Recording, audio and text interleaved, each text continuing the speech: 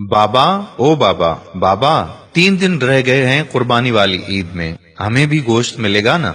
बाबा कहने लगा, हाँ हाँ, क्यों नहीं, बिल्कुल मिलेगा। बच्ची कहने लगी, बाबा लेकिन पिछली ईद पर तो किसी ने भी हमें गोश्त नहीं दिया था, अब तो पूरा साल हो गया है गोश्त देखे हुए भी। बाबा ने कहा, नहीं शाजिया, अल्लाह ने हमें भूखा तो नहीं रखा ना। मेरी प्यारी बेटी, हर हाल में अल्लाह का शुक्र अदा करना चाहिए। डॉक्टर साहब कुर्बानी के लिए बड़ा जानवर लेकर आए हैं और मास्टर जी भी तो बकरा लेकर आए हैं ना। हम गरीबों के लिए ही तो कुर्बानी का गोश्त होता है, अमीर लोग तो सारा साल गोश्त ही खाते हैं। खैर, आज ईद कुर्बान पर मौलवी साहब बयान फरमा रहे हैं कि कुर्बानी में गरीब मिस्कीन लोगों को नहीं भूलना चाहिए, उनके बहुत हुकूक होते हैं। शाजिया का बाप भी नमाज अदा करके घर पहुंच गया। घंटा भर इंतजार करने के बाद शाजिया बोली कि बाबा अभी तक गोश्त नहीं आया। बड़ी बहन राफिया बोली, चुप हो जाओ शाजी, बाबा को तंग क्यों कर रही हो? वो चुपचाप दोनों की बातें सुनता रहा और नजरअंदाज करता रहा। काफी देर गुजरने के बाद जब कहीं से गोश्त नहीं आया तो शाजिया की माँ बोली कि जी सुनिए जी, मैंने तो प्याज और टमाटर भी काट दिए हैं, लेकिन कहीं से अभी तक गोश्त नहीं आया। कहीं भूल तो नहीं गए हमारी तरफ गोश्त भिजवाना? आप खुद जाकर मांग लें। बाप बोला कि शाजिया की माँ, तुम्हें तो पता है आज तक हमने कभी किसी से कुछ मांगा ही नहीं, अल्लाह पाक कोई ना कोई सबब पैदा करेगा। दोपहर गुजरने के बाद शाजिया के इसरार पर पहले डॉक्टर साहब के घर गए और बोले, डॉक्टर साहब मैं आपका पड़ोसी हूँ, क्या कुर्बानी का गोश्त मिल सकता है? ये सुनना था कि डॉक्टर साहब का रंग लाल पीला होने लगा और हिकारत से बोले, पता नहीं कहाँ कहाँ से आ जाते हैं गोश्त मांगने, और तड़ाक से दरवाजा बंद कर दिया।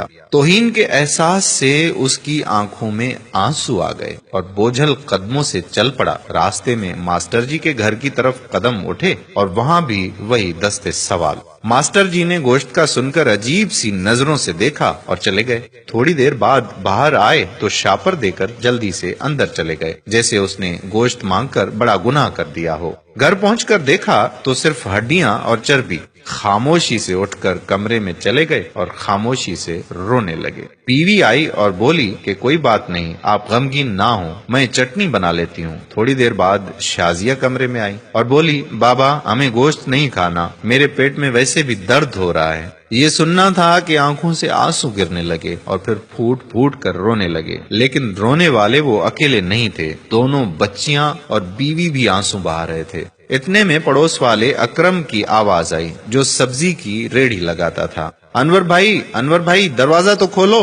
दरवाजा खोला तो अकरम ने 3-4 किलो गोश्त का शापर पकड़ा दिया और बोला कि गांव से छोटा भाई लाया है, इतना हम अकेले नहीं खा सकते, ये तुम भी खा लेना। खुशी और तशक्कुर के एहसास से आंखों में आंसू आ गए और अकरम के लिए दिल से दुआ निकलने लगी। गोश्त खाकर अभी फारिग हुए ही थे कि बहुत जोर का तूफान आया, बारिश शुरू हो गई, उसके साथ ही बिजली भी चली गई। दूसरे दिन भी बिजली नहीं आई। पता किया तो मालूम हुआ कि ट्रांसफार्मर जल गया है। तीसरे दिन शाजिया को लेकर वो बाहर कहीं जा रहे थे तो देखा कि मास्टर जी और डॉक्टर साहब बहुत सा गोश्त बाहर फेंक रहे थे, जो बिजली ना होने की वजह से खराब हो चुका था और उस पर कुत्ते झुपट रहे थे। शाजिया बोली कि बाबा क्या कुत्तों के लिए कुर्बानी थी? वो शाजिया का चेहरा देखते रहे और मास्टर जी और डॉक्टर साहब ने ये सुनकर गर्दन झुका ली। खुदारा एहसास करें गरीब और मिस्कीन लोगों का। ये सिर्फ वीडियो ही नहीं, अपने आसपास खुददार मसाकीन की जरूरतों से हमा वक्त आगाह रहने की आपसे दरख्वास्त भी है।